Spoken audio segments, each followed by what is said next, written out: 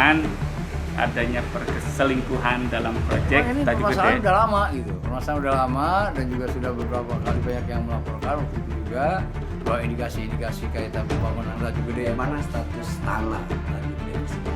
Untuk mengusut secara tuntas kasus dugaan KKN Tajuk Gede ini.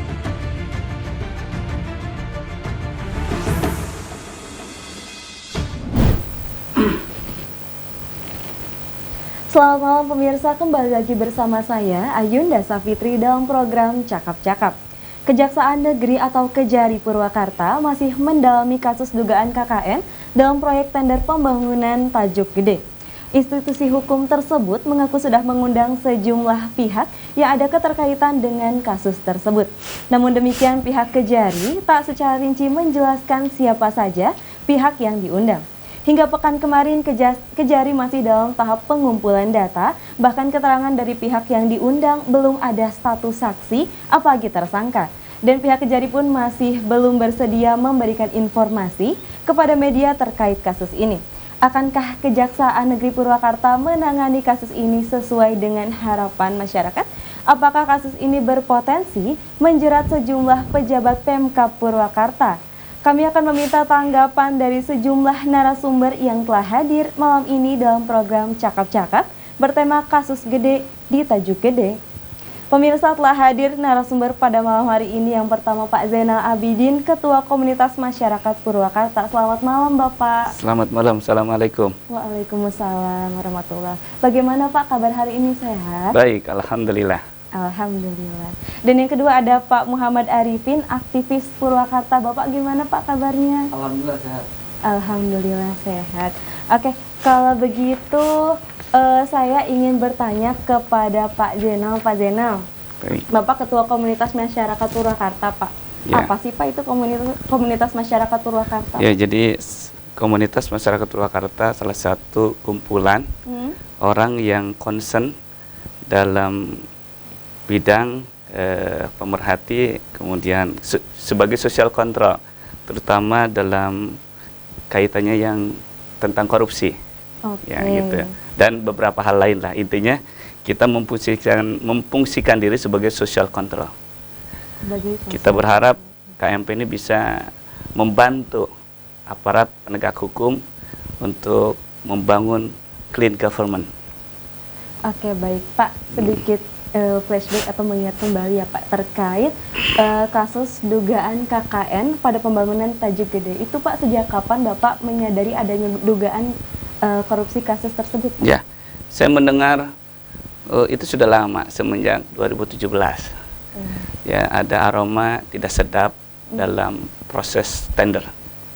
2018 bahkan pernah diontrog oleh beberapa ormas, ya, Kejari didatangin oleh beberapa ormas meminta mengungkap kasus itu. Tapi saat itu kita belum bisa turun. Ada satu dan lain hal terkait dengan ajas kepatutan. Nah, baru karena 2018 teman-teman turun diabaikan, maka sepanjang waktu 2018 sampai hari kemarin kita mengumpulkan data-data. Ya, kita sampaikan kepada Bapak Kejari, ada bukti primer dan ada bukti sekunder, sehingga ada nama yang signifikan. Kalau 2018 tidak direspon, 2021 ini direspon, yaitu dalam bentuk pemanggilan klarifikasi pihak-pihak terkait. Saya berharap sprintuk ini segera berubah menjadi sprindik, gitu ya. Oke, Pak Arif ini kan aktivis Purwakarta ya Pak. Bapak pasti tahu kasus dugaan KKN pembangunan Tajuk Gede ini.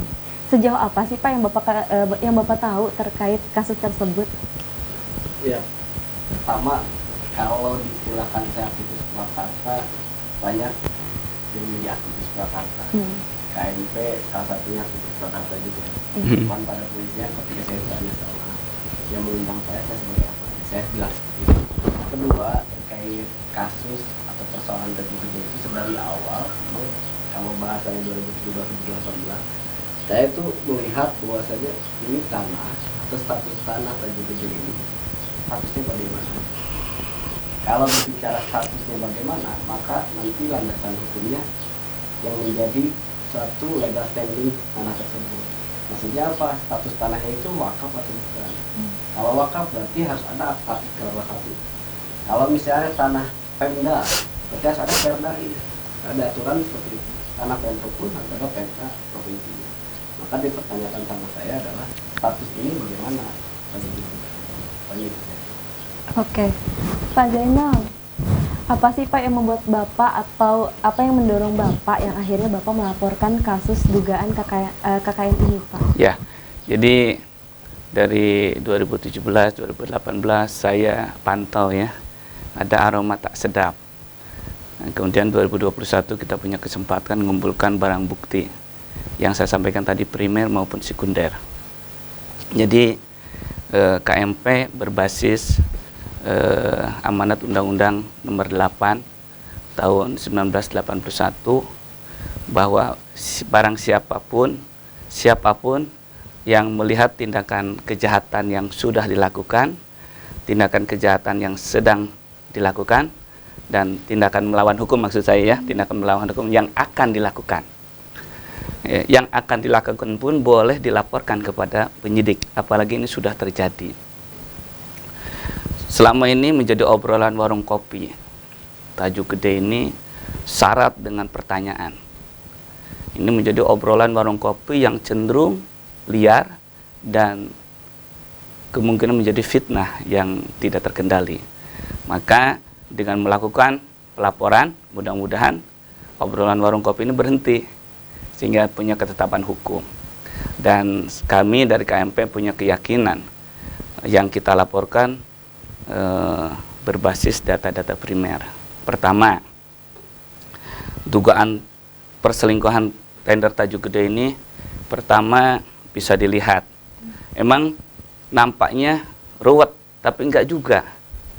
Ya, kalau bahasa saya bisa dengan sederhana diungkap, kendati pun tidak mudah. Namun tidak ruwet. Salah satunya tender Tajuk Gede ini, kalau tadi Kang Arifin menyampaikan sisi pandang dari legal standing tanah, saya tidak pada porsi menganalisa itu. Saya hanya ingin dipandang dengan cepat saja, yaitu melalui Perpres nomor 4 tahun 2015. Pasal 19 ayat 1H dan pasal 20 ayat 1. Di mana perusahaan yang harus ikut tender itu yang boleh ikut tender itu adalah perusahaan yang punya kemampuan dasar. Nah, nampaknya pemenang tender patut diduga tidak mempunyai kemampuan dasar sebagaimana amanat regulasi Perpres nomor 4 2015 pasal 19 dan pasal 20. Kemampuan dasar itu apa toh?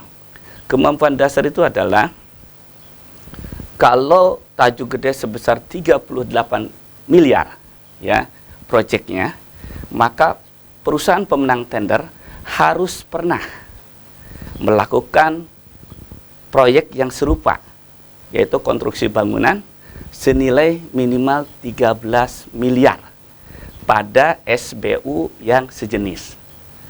Saya melihat perusahaan pemenang tender ini baru berdiri menurut akta pendiriannya 2016. Lalu bagaimana mungkin perusahaan yang baru berdiri 2016 ikut tender dan menang? Lah, pertanyaan kami, dari mana kemampuan dasar diperoleh? Dari mana? Setahun aja belum. Emang sangkuriang apa? Ya 13M pada SBU yang sama konstruksi bangunan. Nah, menurut saya tidak akan mempunyai kemampuan dasar itu. Lalu pertanyaannya, kenapa kok bisa dimenangkan?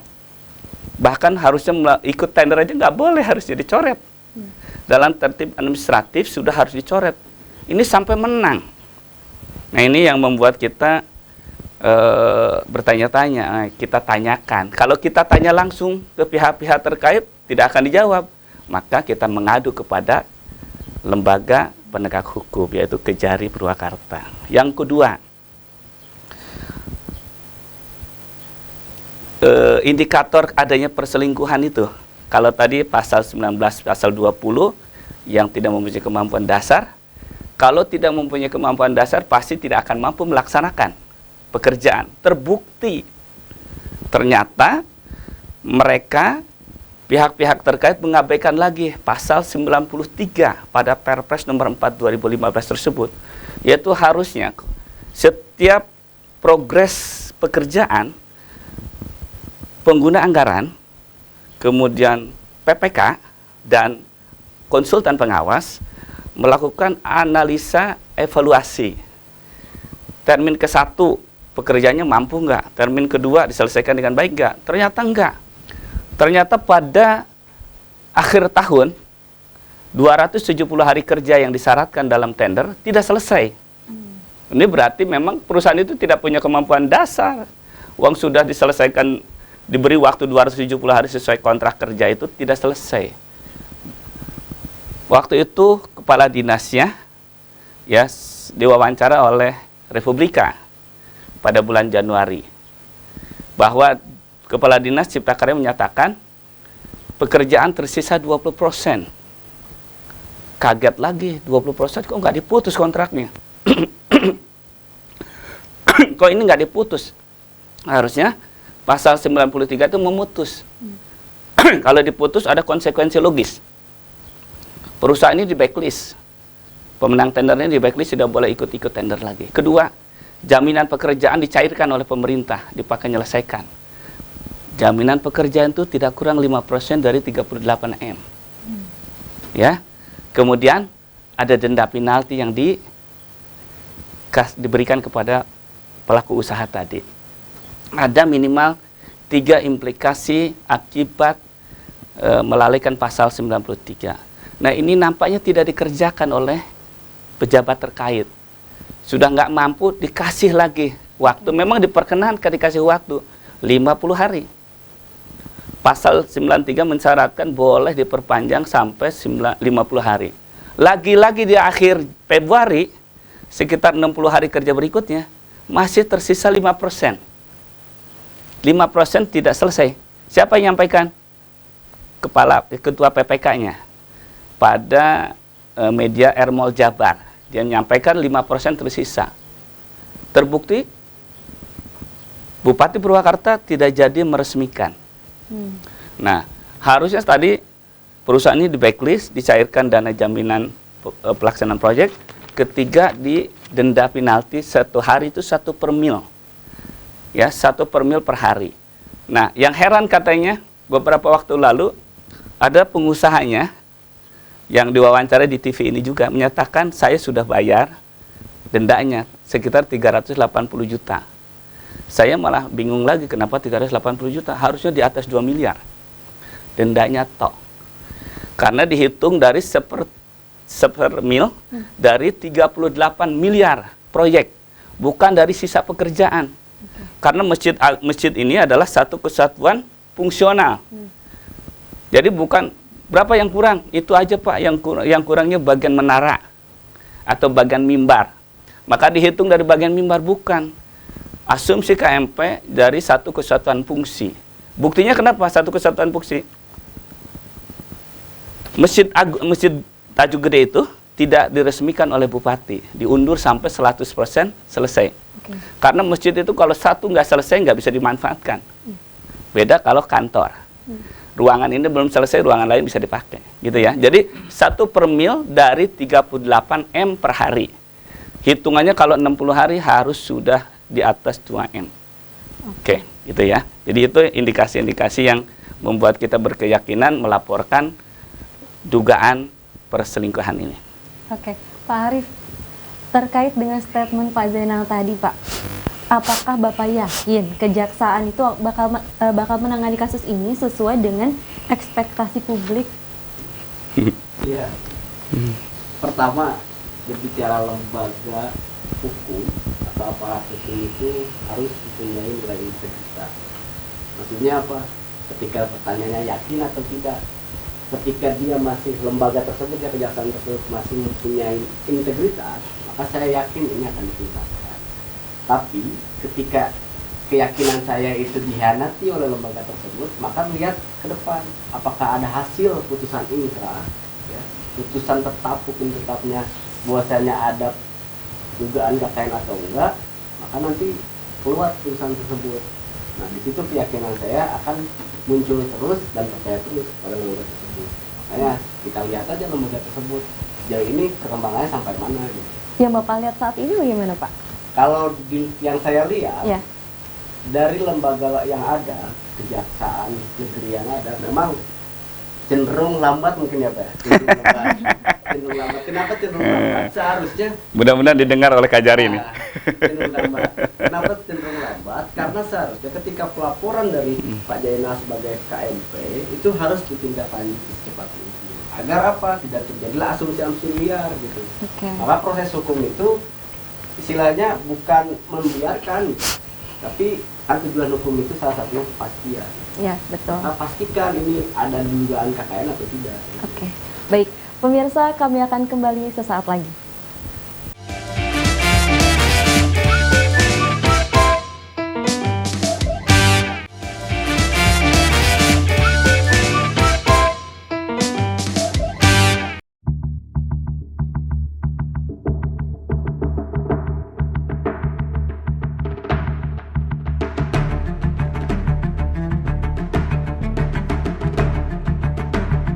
Dugaan adanya perselingkuhan dalam proyek Ini Tanjung permasalahan Gede. udah lama gitu. Permasalahan udah lama dan juga sudah beberapa kali banyak yang melaporkan waktu itu juga bahwa indikasi-indikasi kaitan pembangunan Tanjung Gede. Bagaimana status tanah Tanjung Gede tersebut? Untuk mengusut secara tuntas kasus dugaan KKN Tanjung Gede ini.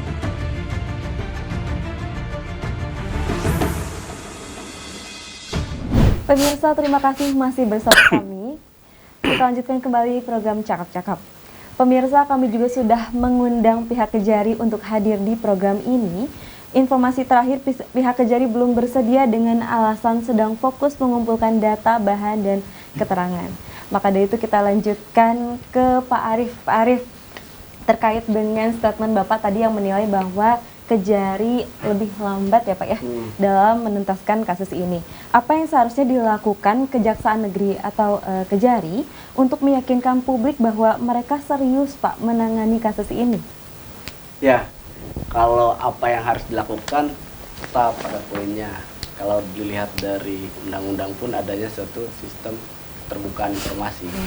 Artinya ketika sejauh mana Kejari ini melakukan proses katakanlah pemeriksaan dari A sampai Z lah bahasanya, maka dia lakukan satu keterbukaan informasi agar apa, benar gak diperiksa sama Kejari gitu. Ketika misalnya benar, sejauh mana ini tindakan, sampai mana gitu tindakan tersebut, maka ketika saya memperhatikan hanya dalam kacamata sekarang tuh pemanggilan perusahaan ya pengusaha itu pengusaha. Nah hasilnya apa mengenai pengusaha itu kan saya belum baca lagi itu, belum ada lagi. Maka dari itu mungkin ini bisa disampaikan ke Kejari langsung. Coba nanti sampaikan ke media manapun lah, atau bentuknya mau media atau apapun, statement dari Kejari bilang kepada media bahwasannya dari hasil pemeriksaan dengan perusahaan atau pengusaha tersebut, pembahasan terkait apa, sampaikan. Maka terjadilah sebuah trust lagi, kepercayaan masyarakat. Untuk apa? Untuk lembaga tersebut mempunyai integritas tadi. Gitu. Oke, Pak Zainal, Bapak kan selalu aktif ya Pak mendatangi kantor Kejari untuk mengetahui progres penanganan kasus ini. Sejauh ini, apa Bapak puas dengan kinerja kejaksaan Pak? Ya, tentang puas tidak puas ya inilah fenomenal yang terjadi. Jadi kalau saya masih optimis, ya saya lebih optimis dari Kang Arifin ya. Jadi Kejari pada periode Kejari yang hari ini jauh lebih baik daripada Kejari tahun 2018. Terbukti pada tahun 2018 kasus ini sama sekali tidak bergulir. Nah 2021 akhir dari Januari KMP melaporkan Januari awal Sprintuk turun, jadi hanya selang beberapa hari. Nah kalau saya pribadi dari KMP cukup satisfaction, cukup puas, ada progres yang berjalan. Kendati pun memang ada sedikit khawatir Ya, ada tetap kekhawatiran. Kalau Kang Arifin lebih purgar tadi ya. Kalau saya hanya sedikit khawatir saja. Sedikit khawatir. Jangan-jangan gitu loh. Jangan-jangan dicarikan pembenaran-pembenaran untuk melindungi ya tanda kutip ya yang kita laporkan, yang terduga, yang patut diduga melakukan tindakan perselingkuhan yang mengakibatkan ada kerugian negara, gitu ya. Kalau saya sih masih optimis, kendati pun memang ada sedikit khawatir tadi, jangan-jangan gitu, jangan-jangan ini sedang diatur sedemikian rupa. Tapi mudah-mudahan Pak Kajari dengan Pak Kasih Intel yang hari ini menjabat bisa memberikan rasa keadilan sebaik-baiknya. Tadi Kang Arifin menyatakan mudah-mudahan trustnya Kejari bisa ditunjukkan di kasus ini. Ini sebetulnya integriti, tadi disampaikan integritas. Integritasnya Pak Kajari sedang diuji. Integritasnya Pak Kasih Intel sedang diuji. Hukum ini tidak boleh pandang bulu monyet, bulu apa gitu ya. Nggak boleh pandang bulu. Hukum ini harus tegak kepada siapapun.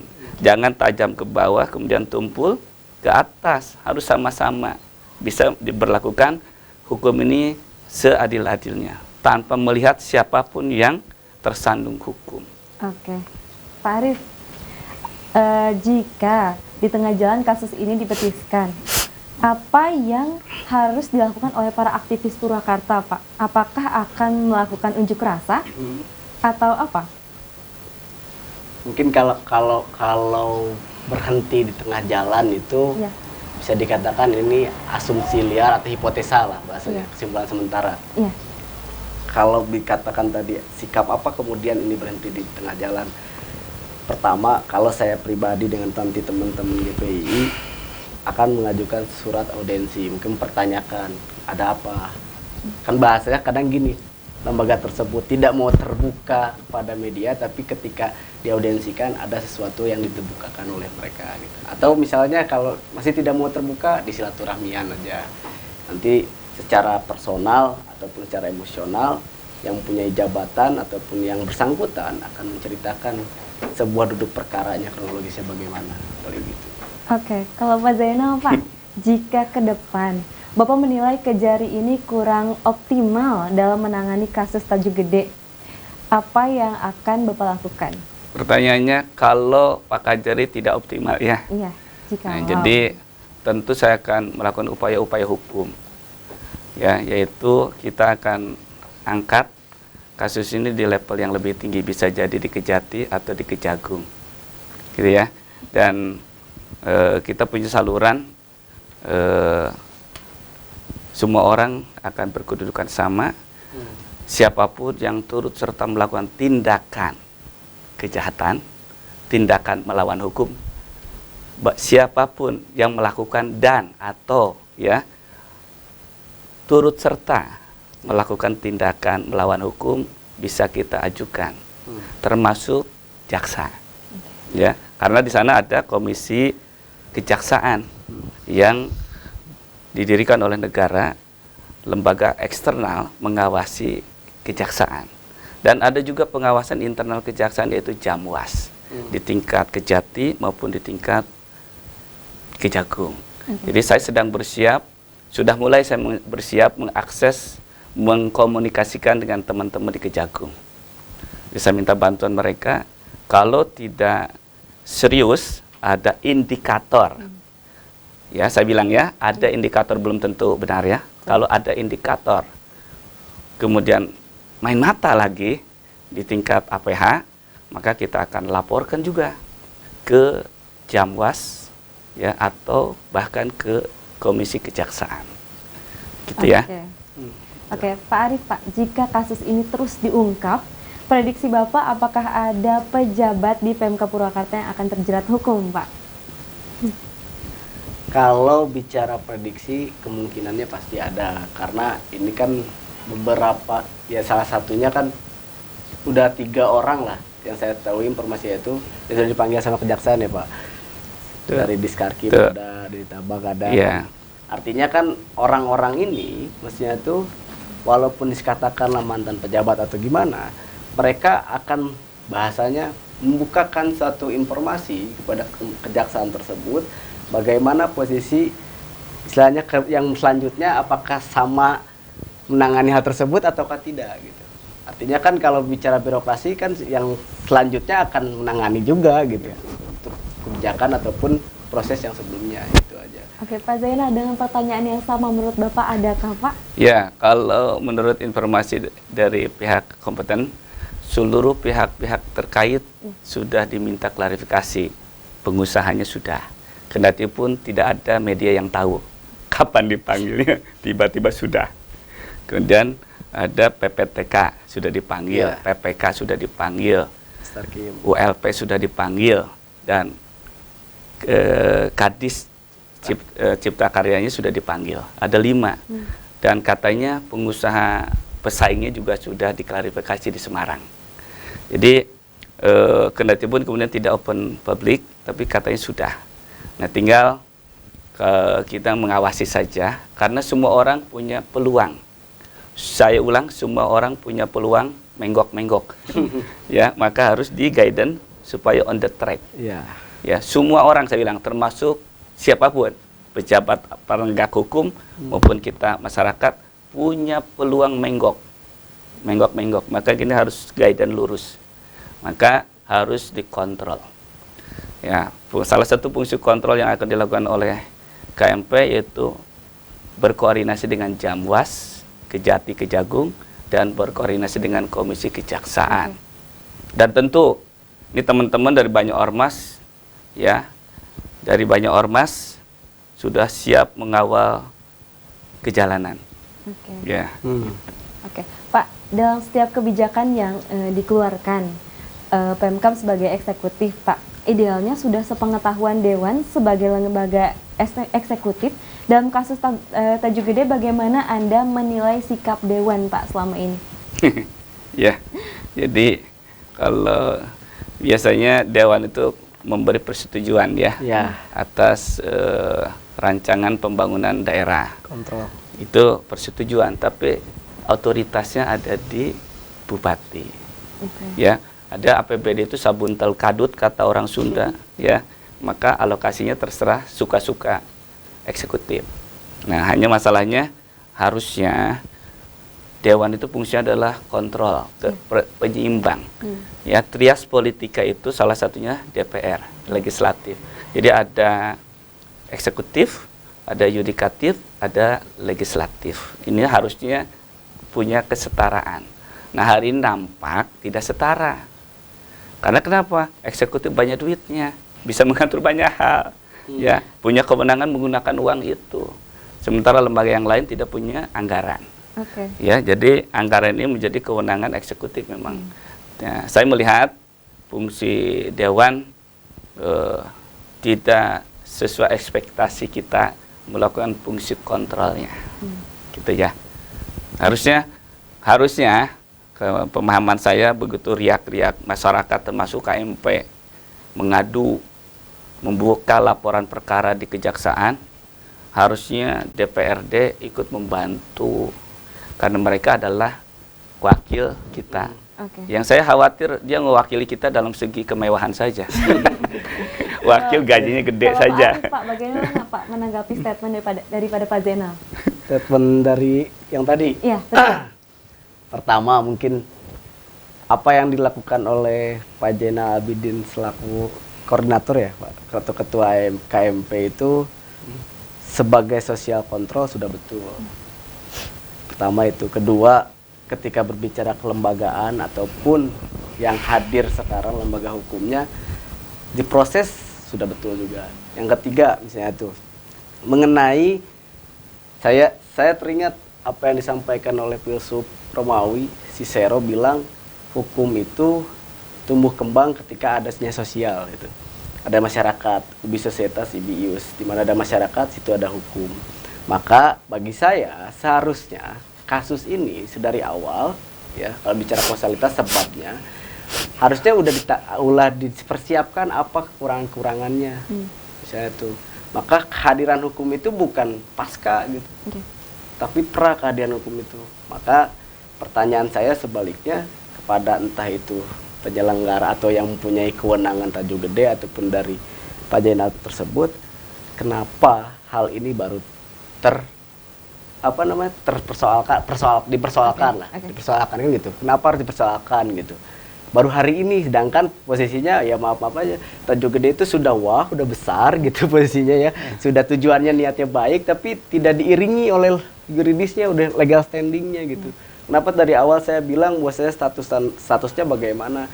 Karena ini kan administrasi gitu, administrasi nilainya. Pertanyaan ini banyak terjadi dari banyak orang, Pak Zainal. Kenapa Anda baru kasuskan 2021 awal? Kan itu sudah 2017, 2018. Ya, saya sampaikan waktu itu. Semua saya sampaikan ke penanya yang sama.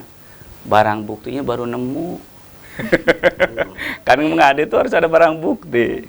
Nggak bisa teriak-teriak. Itu ada salah, itu ada salah. Kalau nggak ada barang bukti, nggak bisa diproses. Buktinya 2018 ada beberapa ormas LSM turun ke Kejari, ya bergerombol ratusan orang meminta proses Tajuk Gede. Dia nggak bawa kali namanya bukti hukum, nggak diproses.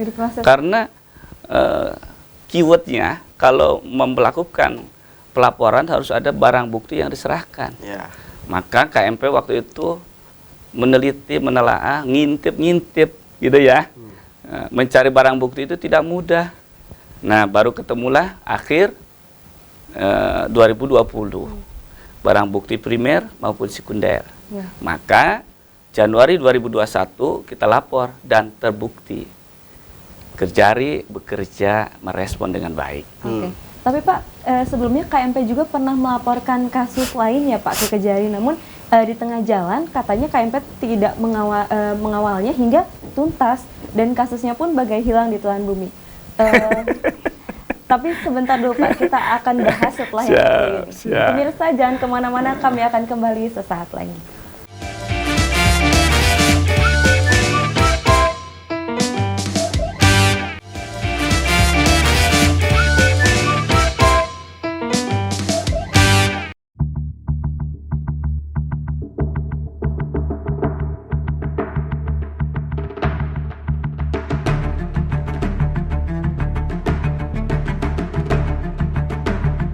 Dugaan adanya perselingkuhan dalam proyek ini Tajuk permasalahan Gede. udah lama gitu. Permasalahan udah lama dan juga sudah beberapa kali banyak yang melaporkan waktu itu juga bahwa indikasi-indikasi kaitan pembangunan Tajuk Gede. Bagaimana status tanah Tajuk Gede Untuk mengusut secara tuntas kasus dugaan KKN Tajuk Gede ini.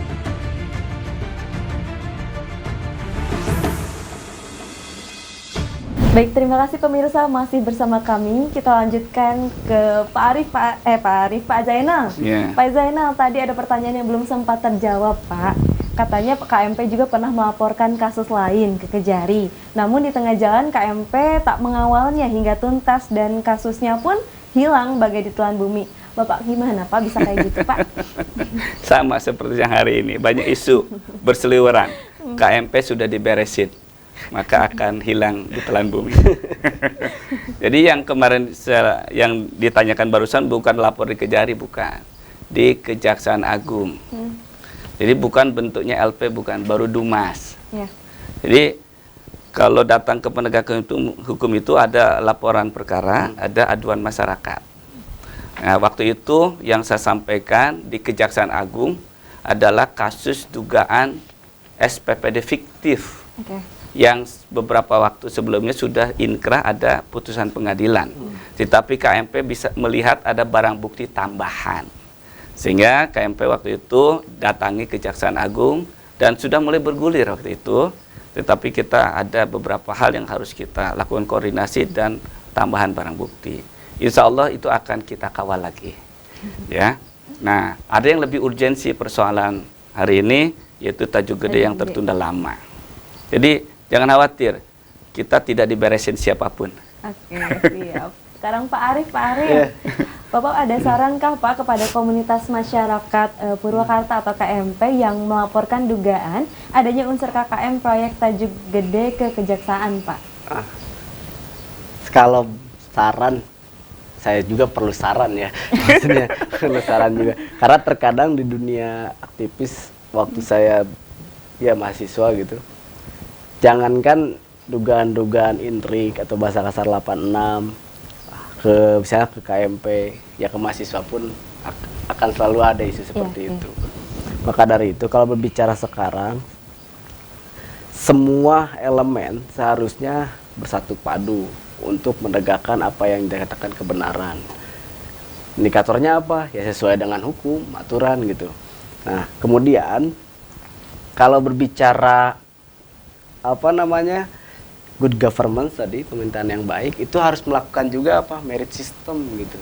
Benar pengetatan gitu, sistem dalam artian penegakan hukumnya. Jadi tidak bisa di apa namanya tuh dibisik-bisiki atau gimana lah bahasanya. Kemudian kita perlu tekankan dan kedepankan apa kontrak sosial gitu. Elemen manapun harus mengedepankan hal tersebut. Entah dari KMP, entah dari kami misalnya organisasi kepemudaan ataupun mahasiswa, kontrak sosial harus dijalin gitu. Itu paling dari saya. Oke, Pak Zainal. Siap. Sejak melaporkan kasus Tajuk Gede ini, Pak, apakah ada intimidasi, Pak, atau iming-iming dari pihak tertentu agar KMP tidak melanjutkan aksinya, dan bagaimana? Kalau misalkan ada, bagaimana Bapak menyikapinya? Dalam dunia politik itu ada 3 hal katanya. Kata senior saya, ameng-ameng, omong-omong, iming-iming. Dan itu dilakukan oleh beberapa kawan, saya tidak sebut nama, tapi ameng-ameng, omong-omong, iming-iming itu dilakukan. Tapi KMP insya Allah akan tegak lurus menjaga integritasnya. Kita akan mengawal tuntas kasus ini supaya menjadi tidak berita bola liar yang cenderung menjadi fitnah, tapi nanti ada putusan yang inkrah dari pengadilan melalui proses penuntutan kejaksaan. Ya, jadi jangan khawatir, insya Allah kita bekerja sesuai standar operasi, ya, pakai kacamatanya, kacamata kuda, ya, lurus saja gitu ya, insya Allah. Tapi Pak, ada rumor katanya ada pihak tertentu yang sudah menjinakkan KMP, Pak. Bagaimana tanggapan Bapak, Pak? Buktinya saya belum jinak-jinak ya. Hari ini masih terus melakukan kontrol. Di wawancara di sini di interaktif saya datang, kemudian saya masih berkoordinasi dengan Jamwas, ya. Dalam waktu dekat kalau saya merasa tidak satisfaction atas sikap kinerja Kejaksaan Negeri, saya akan segera sambangi, sowani Komisi Kejaksaan dan Jamwas Kejagung atau Kejati. Tapi ada rumor lagi, Pak, katanya bahwa sebenarnya Anda itu mengetahui terjadinya perkeliruan di sejumlah instansi, tapi Anda tak mempersoalkannya. Terkait hal tersebut, betulkah Bapak? Ada tanggapan tidak, Pak, terhadap rumor tersebut? Kalau dugaan, ya, melihat, saya mendengar banyak perkeliruan, kesalahan di beberapa instansi, tapi saya nggak boleh dong cerita kalau tanpa bukti.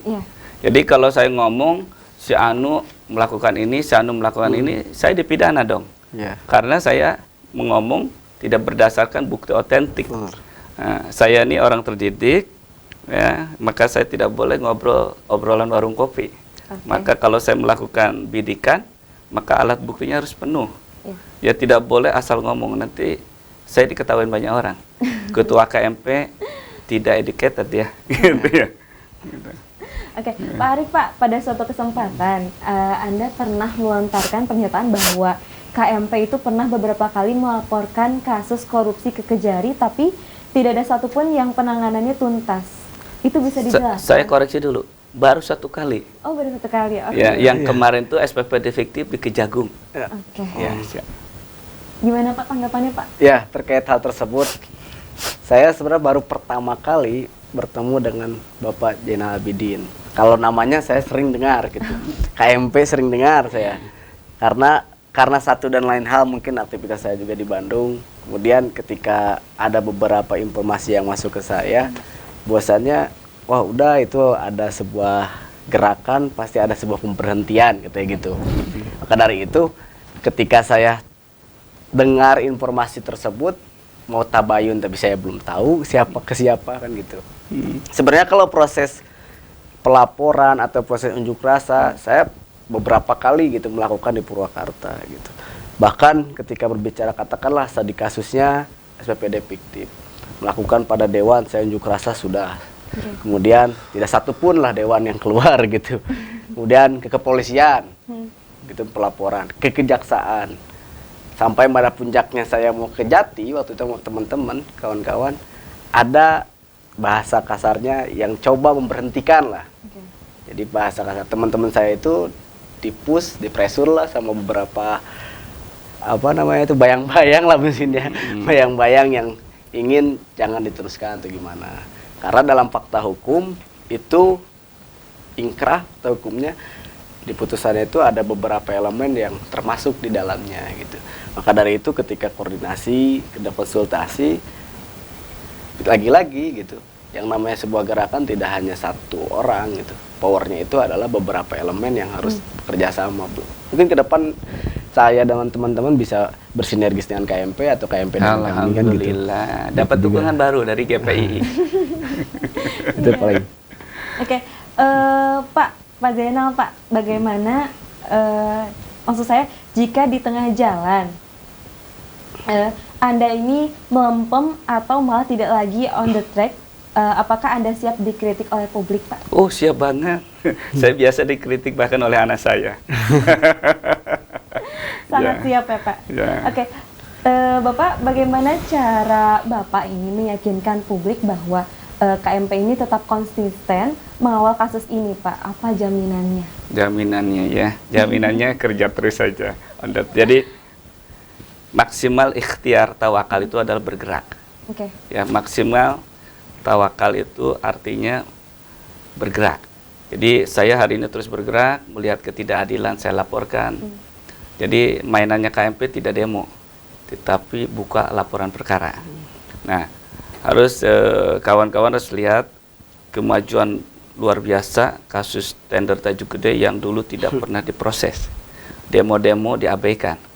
Hari ini KMP datang, ya, hanya hitungannya hari-hari hitungannya kurang dari seminggu sprint turun. Ini adalah kinerja bahwa kita bekerja sesuai SOP, datang dengan seluruh alat bukti. Ya, kalau tanpa datang dengan alat bukti, APH itu, aparat penegak hukum itu pasti cuek-cuek bebek. Karena dia juga bingung mau ngerjain apa. Ya, mau ngerjain apa. Nah, maka saya bentuknya tidak dumas. Kemarin itu bentuknya laporan perkara. Dan saya sudah diminta klarifikasi oleh Kejaksaan Negeri Purwakarta. Saya sudah sampaikan apa yang saya ketahui. Selebihnya adalah urusan penegak hukum. Kalau mereka mau SP3 bukan urusan saya. Yang bertanggung jawab dia terhadap integritas dia dengan lembaganya, integritas dia dengan Tuhannya dia. Saya sudah lepas. Saya adukan sudah. Saya sudah kawal sudah. Kalau dikalahkan, ya itulah situasional yang ada. Ya saya sampaikan ke teman-teman, siapa sih Zainal ini? Kalau saya menang, ya alhamdulillah. Ya, kasus ini sampai ada yang dihukum orang-orang yang terduga. Kalaupun dilepaskan semua oleh tanda kutip APH-nya tidak terbukti katanya begitu. Ya saya ini bukan siapa-siapa, dikalahkan kan tidak ada masalah saya. Ya, saya bekerja tanpa beban. Saya bekerja tunaikan kewajiban sebagaimana amanat Undang-Undang Nomor 8 Tahun 81 tadi. Dan saya diperintahkan oleh agama saya amar ma'ruf nahi munkar. Ya, jadi ini adalah bagian dari mencegah kejahatan, mencegah kemunkaran. Kalau ini dihukum, pelaku-pelaku hari ini yang ini dihukum, yang terbukti dihukum, nah harapannya orang yang berikutnya akan sangat hati-hati. Ya. Dan jangan lupa, semua yang diklarifikasi kemarin, pejabat-pejabat tender Tajuk Gede kemarin, sekarang jabatannya sudah pada jabatan terbaik. Ya, ada yang jadi sekdis, ada yang jadi kepala dinas, ada yang jadi ya sekelas kepala dinas lah ya, ya di eselon top. Jadi hari ini yang sedang dihadapi adalah pejabat-pejabat utama Pemkab Purwakarta. Tidak mudah, tidak mudah. Bisa melaporkan itu sudah luar biasa. Ya. Nah hari ini tinggal media kawal, media harus konsisten. Malah saya khawatir medianya pada melempem. Nah, alhamdulillah Cipta TV tidak pernah melempem ya. Yang lain banyak yang sudah terbit pun dihapus. Ya. Ada ya, ada kejadian sudah beritanya muncul, saya apresiatif luar biasa. Setengah jam hilang lagi. Saya telepon, gimana? Sudah beres Kang, mohon maaf. Nah, Cipta Bapak TV yang yakin terus itu konsisten sudah mengawal. Tapi Bapak yakin itu sudah beres sesuai yang dikatakannya? Ya, sambil canda-canda lah ya. Teman-teman dekat saya kan canda-canda. Tapi itulah situasional. Dihapus berita, berarti ada something wrong. Ya, itu. Nah, kalau nanti bincang-bincang ini juga di YouTube-nya, di channel YouTube-nya hilang juga nanti ditanyakan. Ya, Cipta TV ada apa gitu ya. Pak Arief, Pak, Bapak yakinkah Pak KMP akan konsisten mengawal kasus ini hingga tuntas? Iya atau tidak? Dan apa alasannya? 50-50 sih saya rasa. Katanya Pak. Gimana nih Pak? 50-50. Kalau bilang 50-50 itu namanya memberikan semangat. Iya. Ya. Jadi Gitu. semua orang itu perlu penyemangat, perlu kontrol. Saya bilang semua orang punya potensi menggok-menggok. Maka GPI mendorong. Saya hari ini ada tiga media yang selalu kontrol saya. Ya, Cipta TV dan ada 2 lagi media online. Itu selalu kontrol saya. Saya bilang, kok saya jadi kontrol ya? Kan saya lagi kontrol orang. Nah, itulah saling kontrol itu perlu. Ya, saling kontrol itu perlu, bahasanya dengan bahasa yang lembut maupun bahasa yang terkadang kelihatan tidak baik, tapi sebetulnya itu fungsi kontrol. Kalau saya menyikapi bersyukur karena ada orang kontrol, berarti saya masih disayang banyak orang supaya on the track. On the track. Pak Arief tadi baru 50-50, Bapak kenapa? Alasannya apa? Karena gini, kalau saya yakin penuh, nanti saya kecewa. Ujung-ujungnya Takut kecewa Pak. telan bumi atau gimana hilang gitu. Maka dari itu, ketika ingin keyakinan penuh atau suatu kepercayaan penuh dari pribadi, katakanlah saya selaku salah satu lah aktivis di Purwakarta, maka secara tidak langsung saya memperhatikan gerakan dari Pak Zainal Abidin selaku KMP, sejauh mana tindakan atau gerakan tersebut gitu. Kalau ujung-ujungnya informasi yang saya dapat katakanlah menghilang juga, ya bisa jadi kan saya kecewa juga gitu. Jadi gak yakin penuh-penuh apa gitu. Ya gitu aja. Oke, baik. Bapak, selama ini KMP itu kan identik ya dengan sosok Bapak ya. Sepertinya tidak ada sosok selain Bapak. Bisa dijelaskan nggak Pak struktur kepengurusan KMP itu secara lengkap? Ya, jadi KMP ini terdiri dari 5 orang. Ya, ada saya, Zainal Abidin, ada Agus Supriyanto, advokat, tapi dia backup dari urusan hukum. Ada Muhammad Agus Yasin, ada Irfan Abdul Hakim, ada Tigor Nainggolan. Semuanya solid bergerak. Ya, hanya memang Allah anugerahi saya ada kelancaran berkomunikasi. Saya punya kemampuan menganalisa, menyampaikan. Analisanya bareng-bareng, tapi yang lebih cakap, lebih lancar menyampaikan kajian-kajian itu saya, maka mereka munculkan saya. Tapi memang beberapa kali juga teman-teman bersuara kok. Ya, Pak Agus Yasin ngomong, Pak Irfan, yang belum ngomong karena tugasnya adalah backup hukum, Pak Agus Supriyanto. Jadi ada 5. Jadi kita harap KMP ini seperti ICW nanti melakukan fungsi kontrol, terutama untuk melakukan clean government. Ya, kendati pun 5 orang strukturnya, tapi kerjanya nanti efektif, efisien. Gitu ya. Oke, Pak Arief, Pak. Pertanyaan terakhir, adakah yang ingin Bapak sampaikan kepada Kejari maupun masyarakat Pak terkait proyek Tanjung Gede ini Pak? Ya, pertama saya ingin menyampaikan bahwasannya proyek ataupun Tanjung Gede sekarang sudah selesai, kata menjadi sarana ibadah, sarana apa ya namanya, sarana wisata lah, sarana wisata religi katakanlah. Tetap ketika ada satu katakanlah laporan perkara dari Pak Zainal Abidin ini harus benar-benar diperhatikan, harus benar-benar diselesaikan secara katakanlah hukum gitu, secara hukum. Bukan secara adat ya? Ya bukan, secara hukum. Artinya kalau bicara secara hukum ada mekanisme hukum juga gitu yang berlaku. Maka semua mengontrol gitu, mengontrol. Entah itu dari pihak KMP Kejari, entah itu dari pihak Kejari ke pihak Tanjung Gede misalnya itu. Kemudian untuk masyarakat, misalnya untuk masyarakat, seharusnya masyarakat lebih reaktif dalam menyikapi katakanlah pelaporan perkara dari Pak Zainal Abidin ini. Kenapa? Karena beliau ini katakanlah walaupun punya tim solid 5 orang, yang tampil hanya 1 orang, tanpa ada dukungan dari masyarakat secara langsung lah, nyata, real, maka beliau pun bisa jadi tidak ada yang mengontrol secara langsung. Maka dari itu beberapa elemen masyarakat, itu organisasi ataupun yang lainnya, harus benar-benar mendorong secara konkret juga gitu. Itu paling kalau dari saya. Oke, baik Pak Zainal, Pak silahkan closing statement Pak. Oke. Saya berharap ke seluruh masyarakat, tokoh masyarakat, tokoh agama, tokoh pemuda, ormas, LSM, ayo sama-sama kawal laporan perkara Tajuk Gede ini, sehingga semua bisa on the track pada tupoksinya masing-masing. Ya, kemudian perlu diketahui, tadi siang alhamdulillah saya sudah dapat konfirmasi forum masyarakat Purwakarta yang banyak tokoh-tokoh sepuh mantan pejabat akan mengadakan diskusi panel bedah kasus Tajuk Gede. Narasumber utamanya saya, dan sedang diusahakan ada narasumber dari pihak yang dilaporkan. Mudah-mudahan pihak yang dilaporkan atau pihak pemerintah daerah bersedia juga menjadi pembicara, sehingga nanti ada keseimbangan informasi. Semua orang boleh menyampaikan pandangannya, boleh melakukan pembelaannya.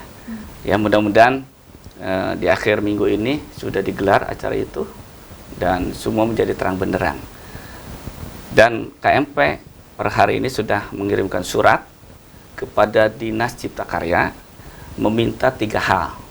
Pertama, dokumen tender. Kedua, laporan progres pekerjaan. Ketiga, invoice termin. Mudah-mudahan atas Undang-Undang Keterbukaan Publik, Kepala Dinas tidak berkeberatan memberikan data itu.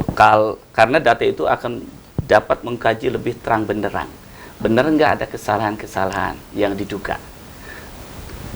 Saya mengingatkan kepada Kepala Dinas Cipta Karya, tunaikan kewajiban amanat undang-undang tadi.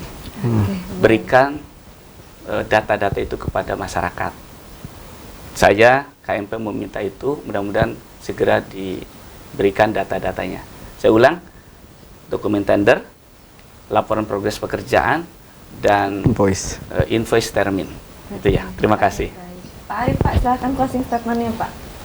Closing statement sebenarnya gini, kalau berbicara hukum, yang menariknya itu adalah posisi hukum ini sebagai alat atau sebagai sarana. Nah, maka kalau berbicara hukum, karena saya ini alumni Fakultas Hukum Unpad, dia memposisikan bagaimana hukum itu di depan. Maka ketika berbicara hukum di depan, sebelum terjadinya suatu perkara, hukum itu sudah ada. Contoh kasus hukum laut internasional misalnya itu. Ada aturannya dulu. Dikapling-kapling dulu oleh aturannya, oleh undang-undangnya. Maka yang hadir apa? Para ahli lautnya gitu. Nah, begitupun dengan kasus yang sedang ditangani atau yang sedang direspon oleh Pak Zainal Abidin. Mudah-mudahan ke depan satu dan lain hal, entah itu kasus ini atau kasus yang selanjutnya gitu, harus berjalan beriringan semua elemen gitu, agar terjadinya ya tadi keharmonisasian dalam sebuah pemerintahan atau kesosialan. Itu aja. Satu lagi, mudah-mudahan GPII bisa jadi narasumber di acara diskusi panel. Insya Allah. Baik, terima kasih Pak Zainal, Baik. Pak Arif sudah hadir di studio Cakap-Cakap hari ini. Mudah-mudahan kita dapat berkumpul lagi ya Pak di episode selanjutnya. Baik pemirsa, program Cakap-Cakap malam hari ini telah berakhir. Terima kasih atas perhatiannya. Selamat malam. Cipta TV, selalu di hati.